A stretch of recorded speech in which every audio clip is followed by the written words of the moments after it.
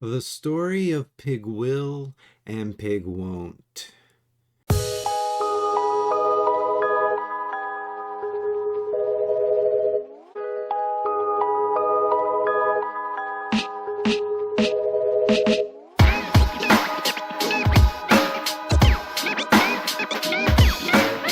This story begins at home, with family members who hold one another dear. One little piggy always does exactly as Mother Pig asks. The other little piggy, not so much. The problem, we're told, is not that Pig Won't doesn't understand or that he is somehow incapable. No, it's just that he won't. When it's time to clear the table, Pig won't help his brother. When Daddy Pig starts in on the dishes, Pig will help, but Pig won't. And when Pig won't does help, it's not so he can be helpful. Willful disobedience, like any other non-mysterious phenomenon, must have limits. In this piggy home, bad behavior shares a long and sometimes meandering border with stern talkings to. It's also a home where, at times, bad behavior opens onto a frontier of violence. But you wouldn't know that last part if you only read the most up-to-date edition of this book, which does not include this picture or this question. I'm showing you the original slate of illustrations not because I see any value in reinstating depictions of corporal punishment, but because I see value in reinstating clear depictions of how corporal punishment can fail. Even if you haven't read the book, it's probably not going to be a big shocker to hear that Pig won't be Pig won't. At the end of the story, he changes. But this book is not just about what changes an ornery pig. It's also the story of what does not change an ornery little pig. Chapter 2. The setup is over. It's time for some plot. Mother Pig invites her sons to accompany her on a trip to the store. But Pig Won't's more inclined to stay in bed. Now, first edition readers, along with you who are currently viewing this de-Baudelarized video hodgepodge, we all have reason to see far more than just a sack of lazy bones in Pig Won't's bed. He did not have a particularly good time at bedtime last night. Might we therefore have reason to assume that he didn't sleep so well? I think so. Well, anyway, the other pigs are off to market. No, not like that. No, this market is a supermarket. There is ice cream and balloons. There are pony rides, airplanes, and Mother Pig takes this fabulous place with these exciting activities and turns it into something even more, a special occasion. She suggests that Pig will select a packet of seeds, any packet he wants. So, what will Pig will sow? I wonder. Mr. Frumble sows chaos, but that's nothing new. Okay, back to our star, Pig Won't. He doesn't stay in bed all day. No, first he asks Daddy Pig to take him to the playground, but Daddy Pig is busy painting a giant imitation Rothko in the backyard. So Pig Won't goes to the kitchen looking for cookies. He can't find them, so he decides he won't even bother with breakfast. Next is the TV, but he can't make it work. Entirely out of ideas, he goes to the bookshelf, throws a couple on the floor just to warm up, and then tries to read a book. But he can't because, we are told, Pig won't learn to read. Sure, he's had occasions to learn, but he always refuses. Like how he refused to even imagine eating some paltry cookieless breakfast not 10 minutes prior. Yeah, that's his attitude toward reading lessons, too. Ah, perhaps Bunny will come out to play. But alas, Bunny is going on a trip with his father to the store. Oh, the wonders that await those two rabbits Pig won't ever know. Well, at least not until his brother gets home and tells him all about it.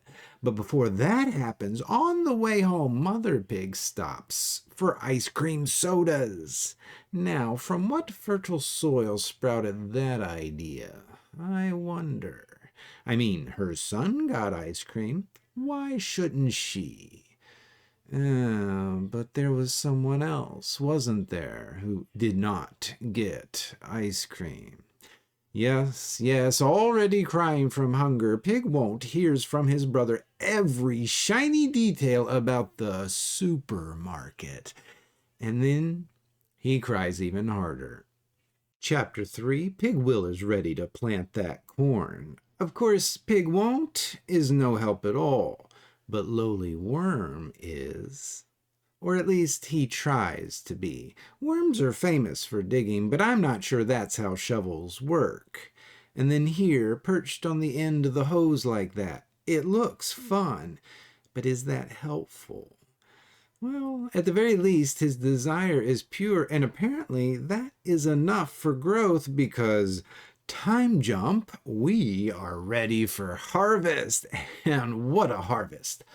But I gotta ask, because I know you're wondering too, is there any reason for Lowly Worm to be carrying that last ear of corn? This isn't exactly my field of expertise, but it seems likely they could have tossed that last ear of corn up on top of the rest without breaking the wagon's axles. So again, the question besets us, is Lowly actually helping? I don't know, but even if he isn't, he wants to help, and that's not nothing.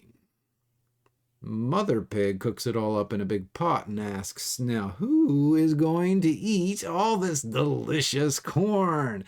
I will, says Pig Will. I will, says Lowly Worm. Me too, cries Pig Won't. At this, Pig Will pounces, just verbally, but he turns the knob on his inner little red hen to 10. Oh, no, you won't. You wouldn't help plant the corn. You wouldn't help water the corn. You wouldn't help pick the corn. And you, Pig won't help eat it. Okay, I regularly read this story to children anywhere from 7 to 15 years of age. Yes, I make high schoolers read this story with me, and they have to do it. I love my job. So when we get to this page, while the student is looking at that picture, and I mean, check that pig out, he is loving the corn he's eating, and yet he's already loving those ears of corn he's going to be eating next even more. So I ask the student, if you were Pig Will, is that what you would do to Pig Won't? And for those who answer in the affirmative, my response is some version of, now, look again on the table. I have spent years of my life surviving Indiana, and that, I can tell you, that is a lot of corn. Now, none of my students live anywhere near the United States. They don't know where Indiana is, but they get the point, and it never makes a difference. No one changes their mind, even after conceding that, yes, it is a big pile of corn on the table.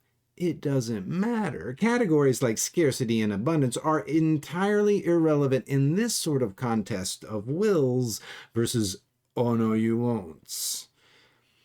Chapter 5. Yes, if you're keeping count, we just skipped an entire chapter because it's time to get ready for Pig Will's birthday. The party is tomorrow. There are many preparations still left undone, and Mother Pig has had about enough of these two piglets underfoot. She sends them both outside to play with friends, but it is likely to rain, so she makes sure they are properly dressed, except that Pig won't wear hats, coats, or boots. And sure enough, not only does Pig Won't get soaked, but he also finds a way to make matters worse.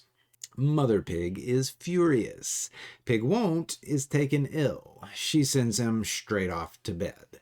The next day, all the children come to Pig Will's birthday party. That is, all but one. And this child hears all the fun, wants to be there, but can't. He can't join in. But that doesn't mean he can't be included. Pig Won't is our star, yes, the leading character who develops into something new, but Lowly Worm is our hero, a gift giver who creates a novel path forward for someone else. There's a whole chapter 6 detailing the porcine flourishing that ensues, culminating in a new name for Pig Won't. But let's stop here to consider what did and what did not change that ornery little pig. He got punished. His own decisions led him to miss out on all kinds of fun. He was told no in no uncertain terms. He even fell over in chapter 4. I skipped that part. Whatever. None of that changed Pig Won't. None of it. What did? A gift. This is the end game for every reading of Pig Will and Pig Won't I've ever done with any student. Gifts are transformative. But that's not entirely true, is it? Some gifts might be, but plenty of them are not. So what's the difference that makes the difference? I recently came across a book entitled Disrupting Mercy by Matthew C. Clarke, which has allowed me to appreciate with far greater clarity the Richard Scarry work you and I just reviewed. Clarke defines mercy as a gift motivated by compassion, a gift of extreme kindness.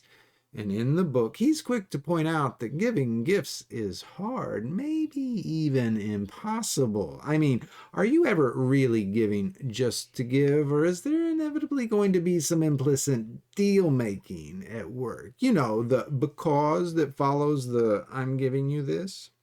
Maybe it's I'm giving you this because I genuinely feel so indebted on account of your good gifts to me. Or it could be, I'm giving you this good gift because now I can expect you to feel obligated to me.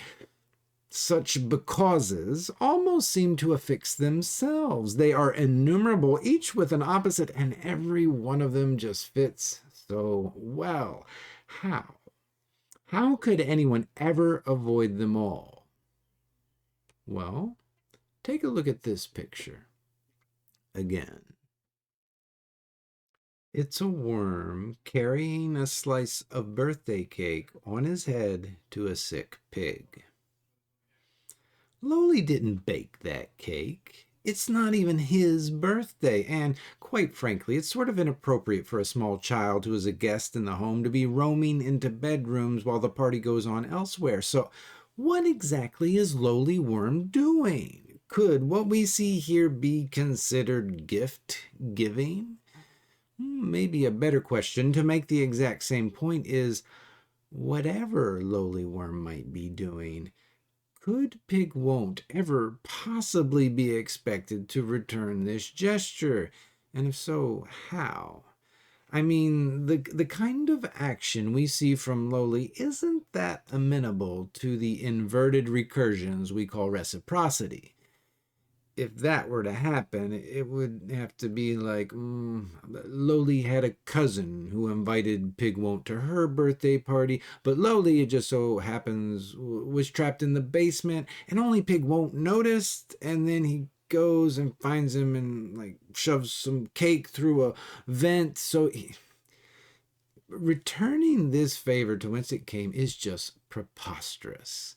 If Pig Won't ever does take up the mantle of seeking the inclusion of someone who is missing, it will almost certainly end up being directed towards someone other than Lowly Worm. So yes, what we saw was a gift from Lowly Worm to Pig Won't. It's just not the kind of thing that fits in a back and forth. Any recursion of this act will just be a going forth.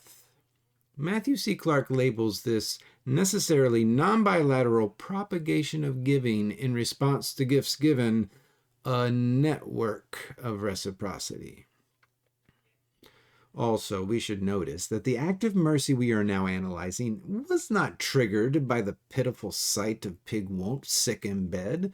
No, it began here, at the celebration table, with one person having the sensitivity to hear what was never actually spoken out loud by someone who wasn't actually even there.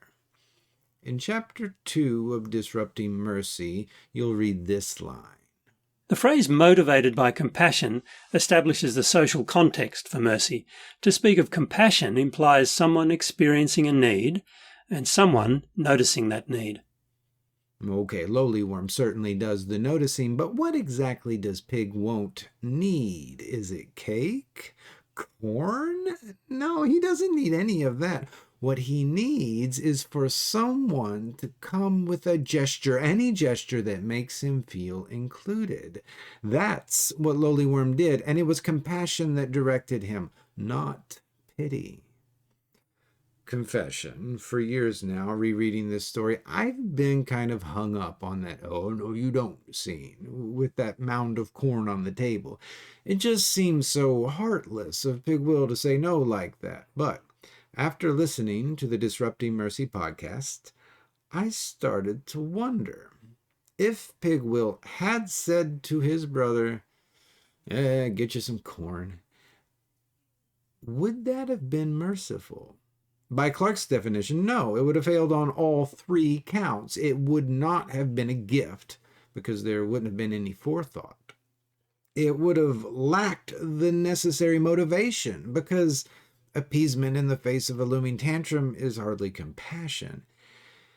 And then any kindness attributable to such an offering would have been a purely perfunctory nicety. And in the book, Clarke employs a very restrictive definition. He says that genuine gifts of kindness motivated by compassion may still fall short of mercy, because mercy must be surprising and defy expectations. So how could we replace a reluctant and begrudging, okay, have some corn, with a transformative and invigorating, yes, Pig Won't, this corn is for you? Well, first we'd have to go back to that supermarket with Pig Will perusing the seed packet display. What if his choice had been determined only by the knowledge that his brother would surely love to eat some homegrown corn? This forethought would have made it a gift, but why would Pig Will have been thinking of giving a gift to his brother at that moment? Well, you surely recall that his brother was, at that exact moment, missing out on all manners of supermarket fun. What if Pig Will, even though he be surrounded by so much super stuff, had recalled as much as well? If, while you bask in the light of glory shining upon you, the absence of some other weighs heavier on you than your own presence in that sublime light, I think that might count as compassion. And then, in spite of all the unhelpful Pig Won't behaviors that would have assuredly occurred throughout the growing season, what if, when Mother Pig asked, "Now who is going to eat all this delicious corn?" Pig Will had piped up, "It's for Pig Won't. All of it." That would not have been any perfunctory nicety. But this wild fantasy I've just dreamed up is not the story Richard Scarry wrote. Whereas I concocted a yarn along the lines of what Pollyanna might see while on mescaline, Richard Scarry dared to write something that reflects the actual world we live in. I mean, this sort of behavior is just not likely to happen between siblings, is it?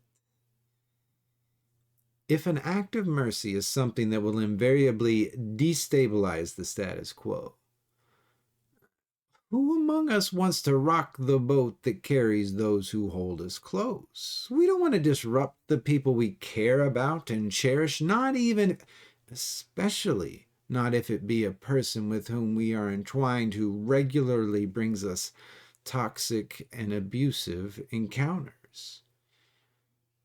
when the bad is really getting bad, no one wants to hear that the next chapter is a complete unknown. It's better to grin and bear what's here than jump off the map. Or so it too often goes with kin and kindred.